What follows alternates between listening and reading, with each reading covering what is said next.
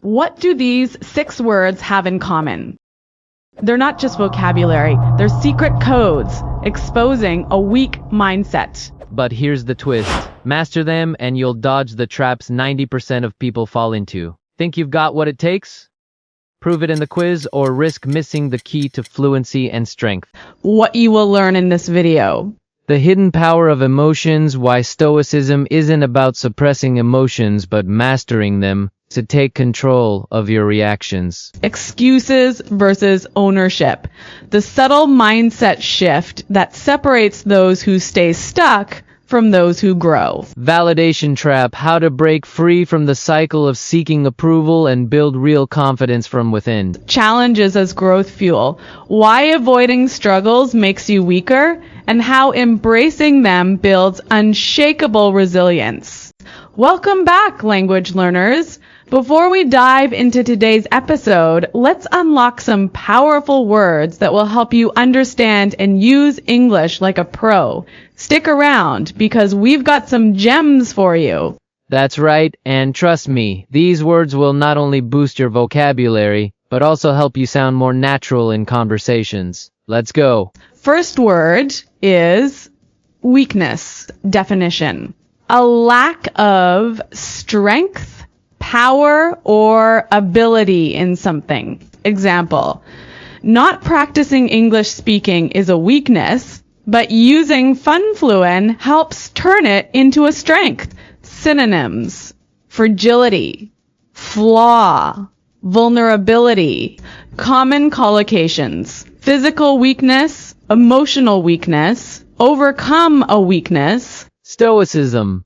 Definition, a philosophy that teaches staying calm and controlling emotions. Example, Stoicism helps people stay strong even when life gets tough. Related collocations, practice Stoicism, a Stoic attitude, Stoic philosophy. Impulsive. Definition, acting quickly without thinking about the consequences. Example, buying things online without checking reviews? That's an impulsive decision. Synonyms: hasty, reckless, spontaneous. Antonyms: careful, cautious, thoughtful. Useful collocations: impulsive behavior, impulsive shopping, impulsive reaction. Ooh. Impulsive is a tricky one. Let's say it together. Impulsive. Now your turn. Yes. Next is harness. Definition: to take control of something and use it effectively. Example, instead of fighting your emotions, harness them to become stronger. Synonyms: control, manage, utilize. Related collocations: harness energy, harness technology, harness potential. Validation. Definition, getting approval or recognition from others. Example, if you need constant validation from others, you'll never feel truly confident. Synonyms: approval, recognition, acceptance. Antonyms: rejection, disapproval, criticism. Common collocations: seek validation, social validation, self-validation. Of the last one is resilience. Definition: the ability to recover from difficulties and keep going. Example, learning a language takes resilience, so don't give up. Synonyms: toughness, perseverance, grit. Related collocations: emotional resilience, build resilience, show resilience.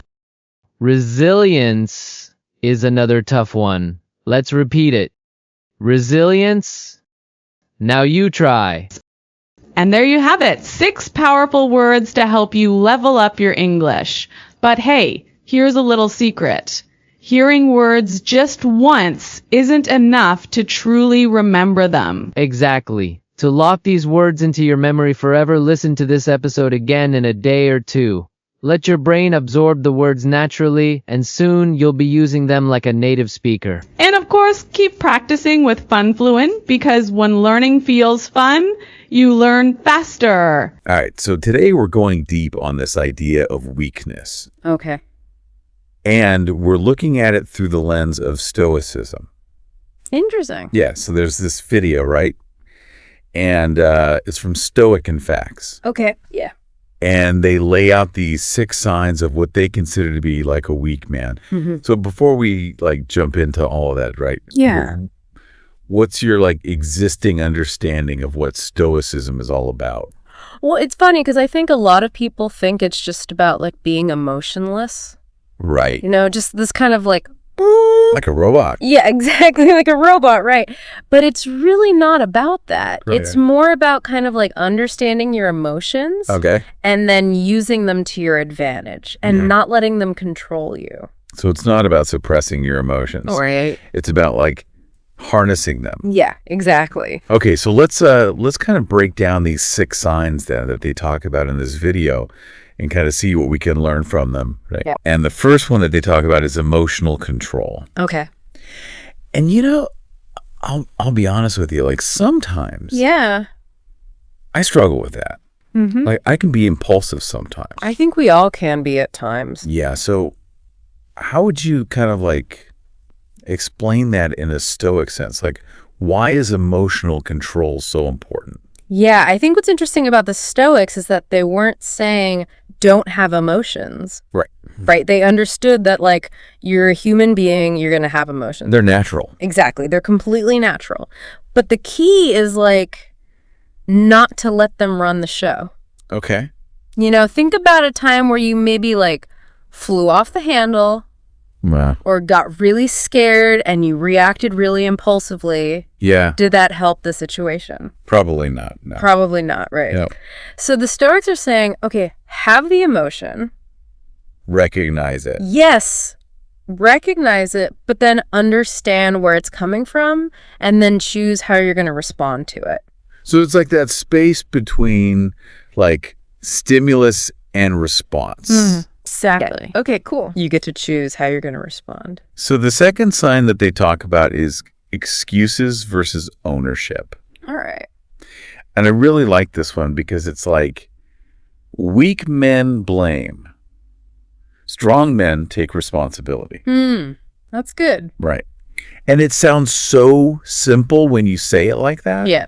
But I feel like there's so much more to it. Oh, absolutely. Yeah. So what do you think is kind of like the deeper meaning behind that? Yeah. And the Stoics were big on this. Okay.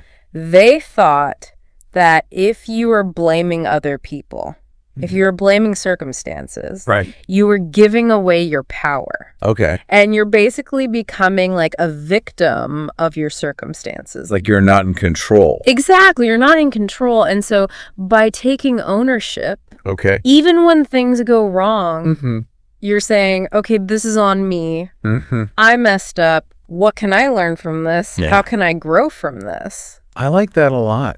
It's like, it kind of reminds me of growth mindset. Oh, You know, that idea that you can always be learning and growing and evolving. yeah, you're not fixed. Yeah. You're not stuck. You can always learn and grow and get better. Okay. So number 3 is seeking validation. Oh, okay. And this one's super relevant, I think, especially today. Right? With social media and everything. Oh my gosh. Everyone's kind of like, you know, looking for those likes. looking for those likes. Yeah, exactly. And in the video, they say, you know, needing constant approval is basically giving your power away. Right. So how can we tell the difference between, you know, healthy feedback Yeah. and this kind of validation seeking that they're talking about? Yeah, that's a great question. I think, you know, it's great to seek feedback. Mm-hmm. Like you can get feedback from mentors, from your friends. Your colleagues. Yeah, your colleagues, your family. But if you need that to feel good about yourself, Yeah. that's where the problem comes in. Okay. Right, because then you're basing your self-worth on what other people think. On what other people are saying. Exactly. And that's always going to be shaky ground. Yeah. because people are fickle. So it's more about like internal validation. Yes, exactly. It's like knowing your own worth, Okay. regardless of what other people say. Yeah. And that's true strength. So it's like, am I looking for feedback to improve, right. or am I looking for feedback to feel better about myself? Exactly. Okay, cool. I like that. So the fourth one is embracing challenges. Okay. And this is one that I really, really like because it's like, they're saying challenges aren't these things to be afraid of. Right. They're opportunities to grow, Yeah.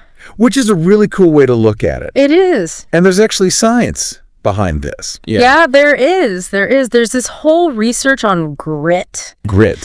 which is basically like, Like resilience? yeah, exactly, like resilience and perseverance.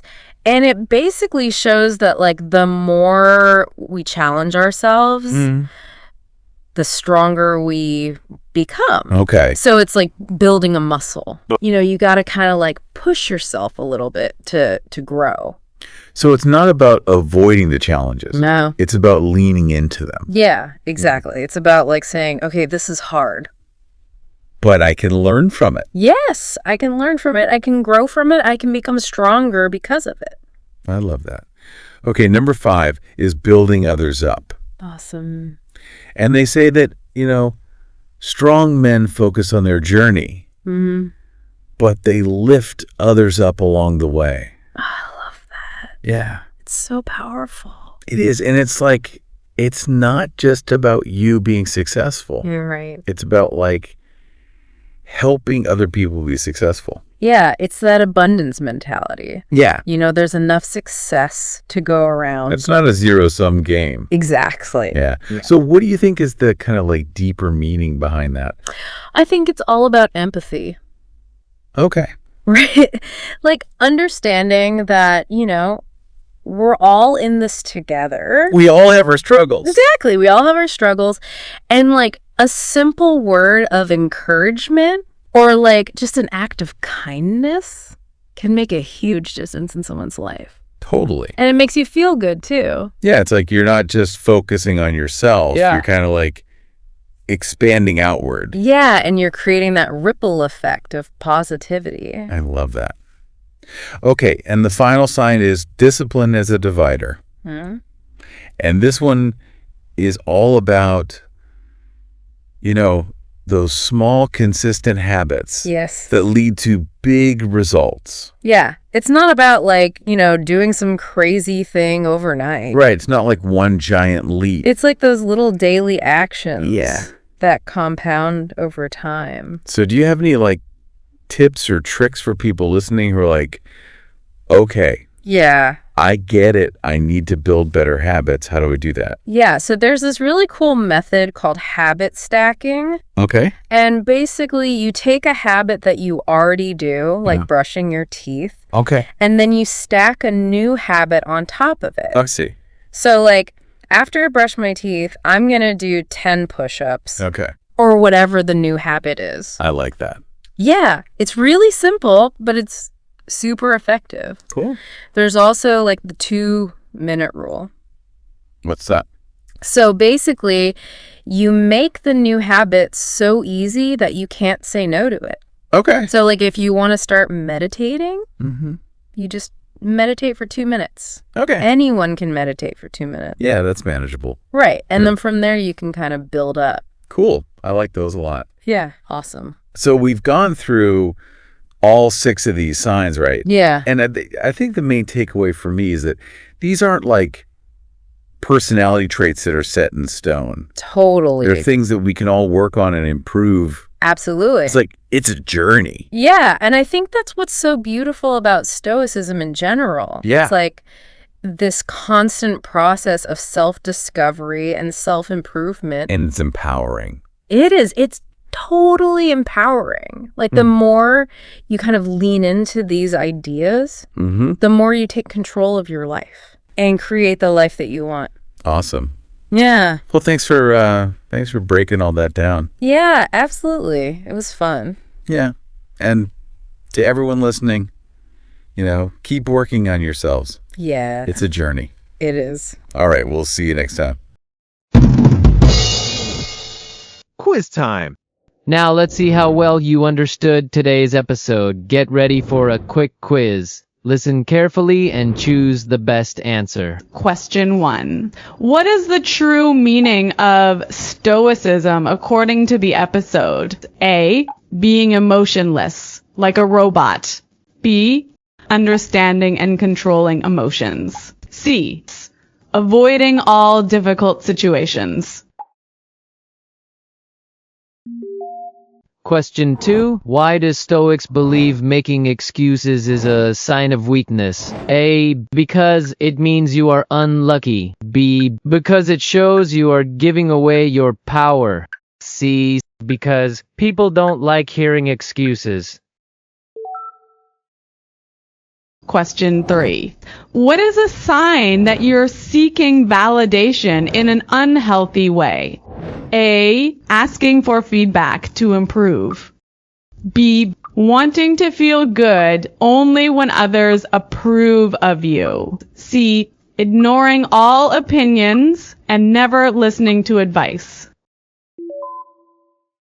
Question 4. How do Stoics view challenges? A. As something to avoid at all costs. B. As obstacles that make life harder. C. As opportunities to grow stronger. Nice work. Whether you got them all right or not, listening to this episode again in a few days will help lock in what you learned. So hit replay, challenge yourself, and keep growing. All right. Let's lock in those new words with a quick story that'll make them stick in your mind. Picture this. A young warrior stands at the edge of battle, nervous but determined. He knows his weakness. He's too impulsive, charging in without thinking. But instead of letting fear control him, he remembers stoicism.